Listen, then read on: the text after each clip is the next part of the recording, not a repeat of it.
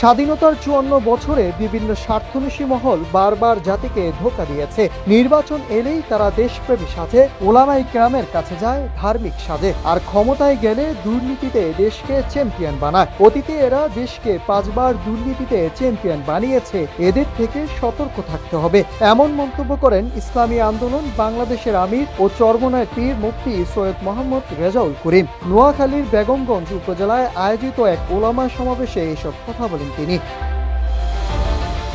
সমাবেশে মোহাম্মদ রেজাউল করিম বলেন, জুলাই গণ অভ্যুত্থানে হাজারো মায়ের বুক খালি হয়েছে, কত শত মানুষ অন্ধত্বের অভিশাপ বহন করছে, পঙ্গুত্ব বরণ করেছে হাজারো মানুষ। আয়না ঘরের মতো আয়ামে জাহেলিয়াতেও দেখেছি আমরা। বিগত জুলাই এত রক্ত ও জীবনের বিনিময়ে আমাদের জন্য দেশ গড়ার সুযোগ তৈরি হয়েছে।